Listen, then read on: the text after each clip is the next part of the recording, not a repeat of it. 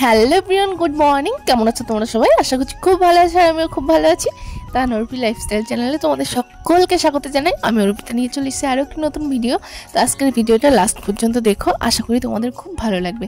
সকাল সকাল হাতে আই কার্ড নিয়ে আমি আর মা বেরিয়ে পড়েছি ভোট দিতে যাওয়ার উদ্দেশ্যে। তো প্রত্যেককে বাড়ির সামনে থেকে টোটো করে নিয়ে যাচ্ছে, তো আমি আর মা ভাবলাম যে না, সকালবেলাটা হাঁটতে হাঁটতে যাই। ওই জন্য আমরা দুজন হাঁটতে হাঁটতেই যাচ্ছি। আসার সময় দেখি যদি তাড়াতাড়ি হয়ে যায় তাহলে টোটোতে করেই চলে আসবো।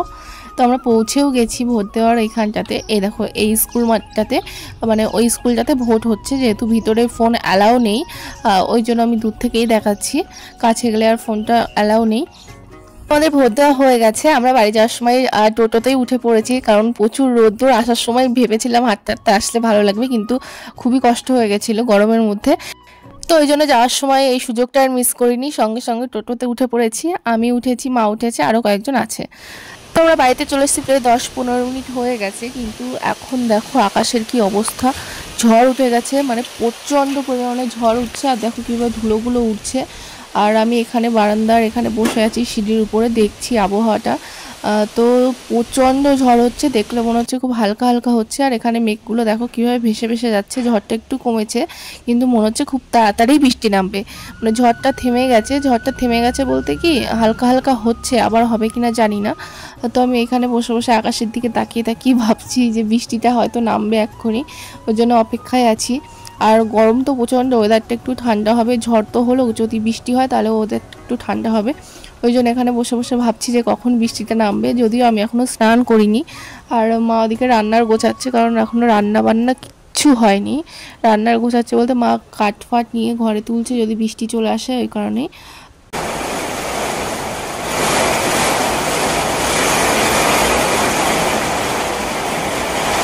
তো এদিকে দেখো, আমি ঘরে এসে একটু বসেছি, বসতে না বসতেই দেখি খুব জোরে বৃষ্টি নেমে গেছে। আর শুধু বৃষ্টিই হচ্ছে না, তার সঙ্গে প্রচণ্ড পরিমাণে ঝড় হচ্ছে। মানে দূর থেকে দেখলে বোঝা যাচ্ছে না, কিন্তু প্রচণ্ড ঝড় আর বৃষ্টি হচ্ছে। আমি যেহেতু কাচের ভিতর থেকে দেখাচ্ছি, তো বৃষ্টি থেমে গেছে। আমি বাইরে এসে দেখি আমার ফুল গাছগুলো পুরো শুয়ে পড়েছে, কিছু গাছের ডাল পড়েছে, সেই কারণেই ভেঙে গেছে। এই ফুল গাছটার ডালটা দেখো ভেঙে গেছে। এই গাছটাতে ফুলও ফুটেছে সুন্দর, আর এই গাছটা তো পুরো শুয়ে পড়েছে মাটিতে। জানি না এটাকে সোজা করে দিলে বাঁচবে কিনা, তো চেষ্টা তো করে দেখতেই হবে, তাই না? হয়তো বেঁচে যাবে, কিন্তু এই ডালটা ভেঙে গেছে, এটা ভাবছি অন্য এক জায়গাতে পুঁতে দেবো। জানি না পুঁতলে বাঁচবে কিনা। ডালটা ভেঙে গেছিলো, ডালটা এখানে বসিয়ে দিলাম, তো জানি না বাঁচবে কিনা।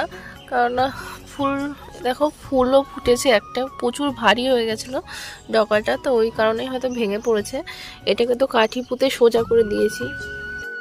তো ঝড় বৃষ্টি শুরু হওয়ার আগে তো দেখতে বেশ ভালোই লাগে ওয়েদারটা, কিন্তু ঝড় হওয়ার পরে যে বাড়ি ঘরের অবস্থা কি হয় সে একমাত্র গ্রামের মানুষই জানে।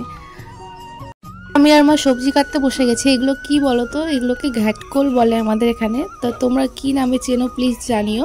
তো এই ঘ্যাটকোল দিয়ে কাঁঠালের বীজ দিয়ে ভাজা হবে। আর এদিকে মা সবজি কাটছে, আমিও কাটছি। আমি ঘ্যাটকোলগুলো কাটছি আর মা পটল কাটছে, মাছ দিয়ে ঝোল করবে, ওই কারণেই। পটল আর আমি কিছু শাকের ডাঁটা কেটে দেবো, তাহলে শাকের ডাঁটা দিয়ে পটল দিয়ে আলু দিয়ে মাছ দিয়ে ঝোল করবে। আর আমি কিছু ভেন্ডি কেটে রেখেছি আগে, ওগুলোও রান্না করব। তারপর তো আমাদের কিচ্ছু রান্না বান্না হয়নি ঝড়ের কারণে। তো এখন আমি এই ভেন্ডিগুলো কেটে নিয়ে চলে এসেছি, আলু দিয়ে করব, একটু মাখা মাখা করে তরকারি করব। তো ওই জন্য আমি কড়াইতে সর্ষের তেল দিয়ে দিয়েছি। এর মধ্যে দিয়ে দেবো একটা শুকনো লঙ্কা, তারপর দেবো অল্প একটু পাঁচফোড়ন, অল্প কটাই দেবো পাঁচফোড়ন, তারপর ভেন্ডিগুলো দিয়ে দেবো।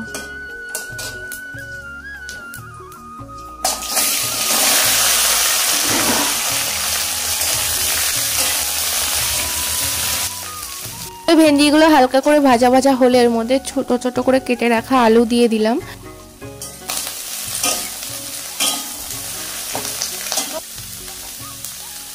আর মা ওদিকে রান্না করছে, ঘ্যাটকোল ভাজা করছে, আর একটা জিওল মাছ ছিল, সেই জিওল মাছটাকেই ঝোল করছে, আর তেমন কিছুই হবে না। তো ভেন্ডি আলুগুলো এইভাবে লাল লাল করে ভেজে নিয়েছি, নিয়ে এর মধ্যে দিয়ে দিচ্ছি সর্ষে, জিরে আর কিছু পোস্ত বাটা একসঙ্গে মিশিয়ে এটাতে দিয়ে দিয়েছি। খুব অল্প পরিমাণেই দেওয়া হয়েছে, খুব বেশি না। এবার এটাকে ভালো করে নাড়াচাড়া করে ওই বাটিটা ধুয়ে এর মধ্যে জল দিয়ে দেবো।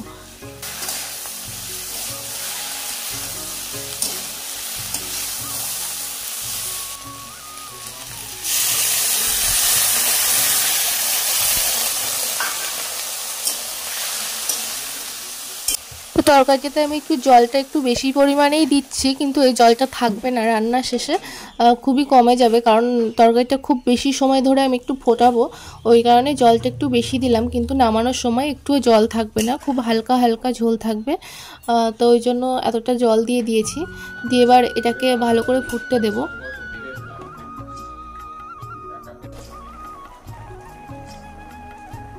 তো 4-5 মিনিট পর তরকারিটা নামাবো। এখন একটু মশলা অ্যাড করবো এর ভিতরে, তারপর কিছুক্ষণ ফুটবে, তারপর তরকারিটা নামিয়ে দেবো।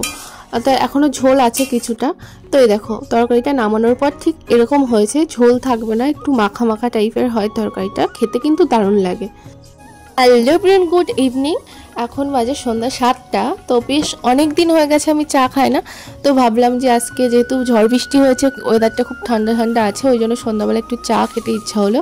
ওই জন্য আমি চলে এসেছি চা বানাতে। চা বানিয়ে নিয়ে যাব, মা বাবা টিভি দেখছে ওখানটাতে। তো আজকের ভিডিওটা আমি আর বেশি লম্বা করছি না, তো আজকের মতো ভিডিওটা এখানেই শেষ করছি। দেখাবে নতুন কোনো একটা ভিডিওর সঙ্গে। ততক্ষণ তোমরা ভালো থেকো, সুস্থ থেকো। আর আমার ভিডিও ভালো লাগলে প্লিজ লাইক, কমেন্ট, শেয়ার করতে ভুলো না। আর আমার চ্যানেলটা সাবস্ক্রাইব করে দিও। টাটা।